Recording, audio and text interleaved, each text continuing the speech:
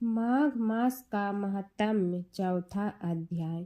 श्री वशिष्ठ जी कहने लगे कि हे राजन, अब मैं माघ के उस महात्म्य को कहता हूँ जो कार्तवीर्य के पूछने पर दत्तात्रेय ने कहा था। जिस समय साक्षात विष्णु के रूप श्री दत्तात्रेय सत्य पर्वत पर रहते थे, तब महिष्मति के राजा सहस्त्रार्जुन ने उनसे पूछा कि हे योगियों में श्रेष्ठ दत्तात्रेय जी, मैंने सब धर्म सुने, अब आप कृपा करके मुझे माघ मास का महात्म्य कहिए। तब दत्तात्रेय जी बोले, जो नारद जी से ब्रह्मा जी ने कहा था वही माघ महात्म्य मैं तुमसे कहता हूँ। इस कर्म भूमि भारत में जन्म लेकर जिसने माघ स्नान नहीं किया, उसका जन्म निष्फल गया। भगवान की प्रसन्नता, पापों के नाश, स्वर्ग की प्राप्ति के लिए माघ स्नान अवश्य करना चाहिए। यदि यह पुष्ट व शुद्ध शरीर माघ स्नान के बिना ही रह जाए तो इसकी रक्षा करने से क्या लाभ। जल में बुलबुले के समान, मक्खी जैसे तुच्छ जंतु के समान यह शरीर माघ स्नान के बिना मरण समान है। विष्णु भगवान की पूजा न करने वाला ब्राह्मण, बिना दक्षिणा के श्राद्ध, ब्राह्मण रहित क्षेत्र, आचार रहित कुल, ये सब नाश के बराबर हैं। गर्व से धर्म का, क्रोध से तप का, गुरुजनों की सेवा न करने से स्त्री तथा ब्रह्मचारी बिना जली अग्नि से हवन और बिना साक्षी के मुक्ति का नाश हो जाता है। जीविका के लिए कहने वाली कथा अपने ही लिए बनाए हुए भोजन की क्रिया, शूद्र से भिक्षा लेकर किया हुआ यज्ञ तथा कंजूस का धन, यह सब नाश के कारण है। बिना अभ्यास और आलस्य वाली विद्या, असत्यवादी विरोध करने वाली राजा जीविका के लिए तीर्थ यात्रा, जीविका के लिए व्रत, संदेह युक्त मंत्र का जप, व्यग्र चित्त होकर जप करना, वेद न जानने वाले को दान देना, संसार में नास्तिक मत ग्रहण करना, श्रद्धा बिना धार्मिक क्रिया, यह सब व्यर्थ है। और जिस तरह दरिद्र का जीना व्यर्थ है, उसी तरह माघ स्नान के बिना मनुष्य का जीना व्यर्थ है। ब्रह्मा घाती, सोना चुराने वाला, मदिरा पीने वाला, गुरु पत्नी गामी और इन चारों की संगत करने वाला माघ स्नान से पवित्र होता है। जल कहता है कि सूर्योदय से पहले जो मुझसे स्नान करता है, मैं उसके बड़े से बड़े पापों को नष्ट करता हूँ। महापातक भी स्नान करने से भस्म हो जाते हैं। माघ मास के स्नान का जब समय आ जाता है तो सब पाप अपने नाश के भय से कांप जाते हैं। जैसे मेघों से मुक्त होकर चंद्रमा प्रकाश करता है, वैसे ही श्रेष्ठ मनुष्य माघ मास में स्नान करके प्रकाशमान होते हैं। काया वाचा मनसा से किए हुए छोटे या बड़े, नए या पुराने, सभी पाप स्नान से नष्ट हो जाते हैं। आलस में बिना जाने जो पाप किए हो वह भी नाश को प्राप्त होते हैं। जिस तरह जन्म जन्मांतर के अभ्यास से आध्यात्मिक ज्ञान की प्राप्ति होती है, उसी तरह जन्मांतर अभ्यास से ही माघ स्नान में मनुष्य की रुचि होती है। यह अपवित्रों को पवित्र करने वाला बड़ा तप और संसार रूपी कीचड़ को धोने की पवित्र वस्तु है। हे राजन, जो मनवांछित फल देने वाला माघ स्नान नहीं करते, वह सूर्य चंद्र के समान भोगों को कैसे भोग सकते हैं। एक समय की बात है, एक भाई बहन रहते थे। बहन का नियम था कि वह अपने भाई का चेहरा देखते ही खाना खाती थी। हर रोज वह सुबह उठती थी और जल्दी जल्दी सारा काम करके अपने भाई का मुंह देखने के लिए उसके घर जाती थी। एक दिन रास्ते में एक पीपल के नीचे गणेश जी की मूर्ति रखी थी। उसने भगवान के सामने हाथ जोड़कर कहा कि मेरे जैसा अमर सुहाग और मेरे जैसा अमर पीहर सबको दीजिए। यह कहकर वह आगे बढ़ जाती है। जंगल के झाड़ियों के कांटे उसके पैरों में चुभा करते थे। एक दिन भाई के घर पहुंची और भाई का मुंह देखकर बैठ गई तो भाभी ने पूछा, पैरों में क्या हो गया है? यह सुनकर उसने भाभी को जवाब दिया कि रास्ते में जंगल के झाड़ियों के गिरे हुए कांटे पांव में चुभ गए हैं। जब वह वापस अपने घर आ जाए तब भाभी ने अपने पति से कहा कि रास्ते को साफ करवा दो, आपकी बहन के पांव में बहुत सारे कांटा चुभ गए हैं। भाई ने तब कुल्हाड़ी लेकर सारी झाड़ियों को काटकर रास्ता साफ कर दिया, जिससे गणेश जी का स्थान भी वहां से हट गया। यह देखकर भगवान गुस्सा हो गए और उसके भाई के प्राण हर लिए। लोग अंतिम संस्कार के लिए जब भाई को ले जा रहे थे तब उसकी भाभी रोते हुए लोगों से कही, थोड़ी देर रुक जाओ, उसकी बहन आने वाली है। वह अपने भाई का मुंह देखे बिना नहीं रह सकती है, उसका यह नियम है। तब लोगों ने कहा, आज तो देख लेगी पर कल कैसे देखेगी? रोज दिन की तरह बहन अपने भाई का मुंह देखने के लिए जंगल में निकली। तब जंगल में उसने देखा कि सारा रास्ता साफ किया हुआ है। जब वह आगे बढ़ी तो उसने देखा कि सिद्धि विनायक को भी वहां से हटा दिया गया है। तब उसने जाने से पहले गणेश जी को एक अच्छे स्थान पर रखकर उन्हें स्थान दिया और हाथ जोड़कर बोली, भगवान मेरे जैसा अमर सुहाग और मेरे जैसा अमर पीहर सबको देना।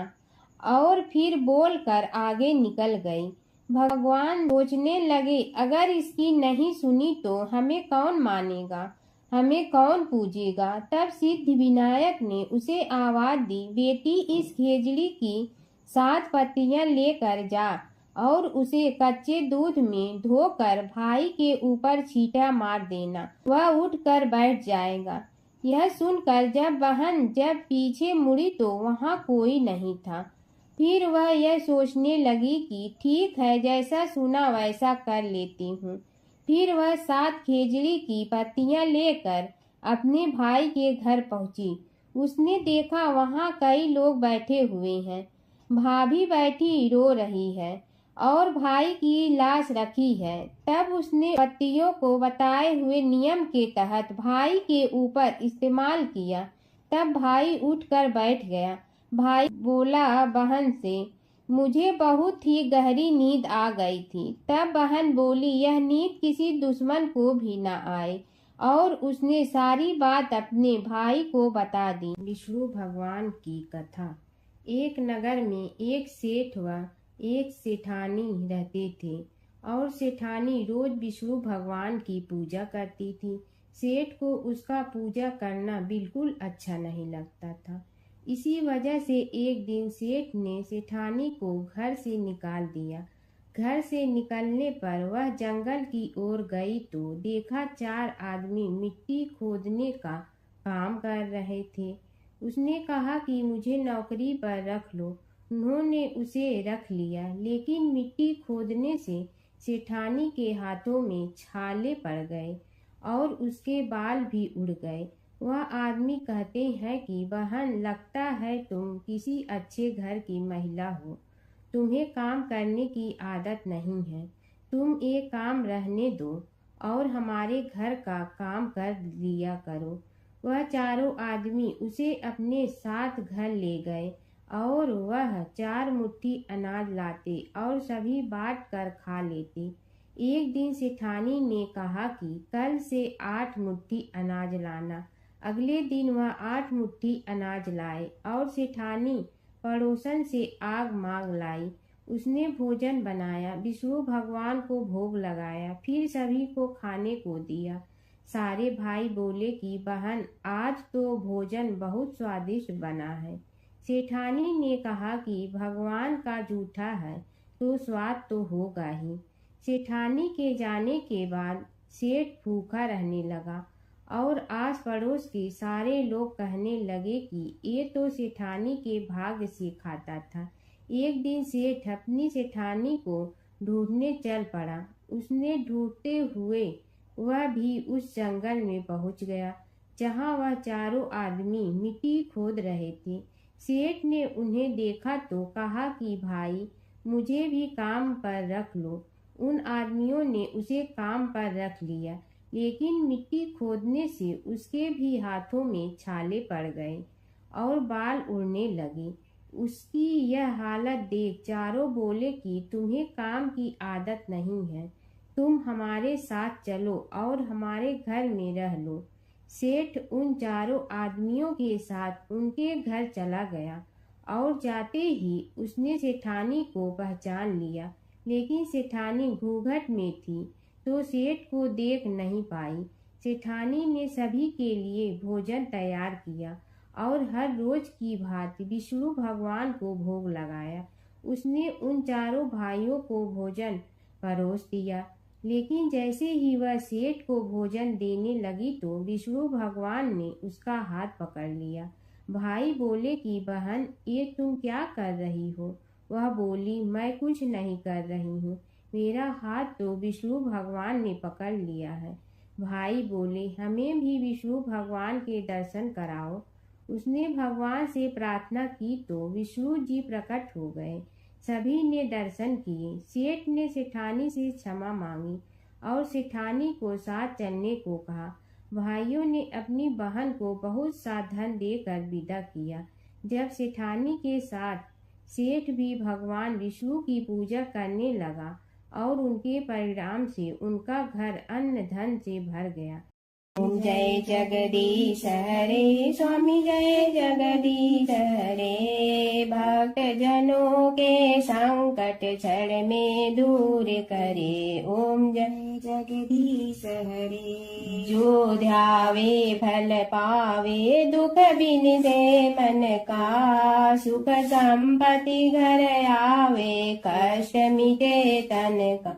ओम जय जगदीश हरे। मात पिता तुम मेरे, शरण कहूँ किसकी। तुम विनय और न दूजा, आस करूँ जिसकी। ओम जय जगदीश हरे। तुम पूर्ण परमात्मा, तुम अंतर्यामी। पार ब्रह्म परमेश्वर, तुम सबके स्वामी। ओम जय जगदीश हरे। तुम बिंदा के सागर, तुम पालन करता। मैं मूर्ख कल काम, कृपा करो भरता। ओम जय जगदीश हरे। तुम हो ये कय गोचर, सबके प्राणपति। किस विधि मिलूं दया में, तुमको मैं कुमति। ओम जय जगदीश हरे। दीन बंधु दुख हरता, तुम रक्षक मेरे। अपने हाथ उठाओ, द्वार पड़ा तेरे। ओम जय जगदीश हरे। विषय विकार मिटा, पाप हरो देवा। श्रद्धा भक्ति बढ़ाओ, संतन की सेवा। ओम जय जगदीश हरे। तन मन धन सब तेरा, स्वामी सब कुछ है तेरा। तेरा तुझको अर्पण क्या लागे मेरा। ओम जय जगदीश हरे। जय जगदीश हरे स्वामी, जय जगदीश हरे। भक्त जनों के संकट क्षण में दूर करे। ओम जय जगदीश हरे स्वामी, जय जगदीश हरे।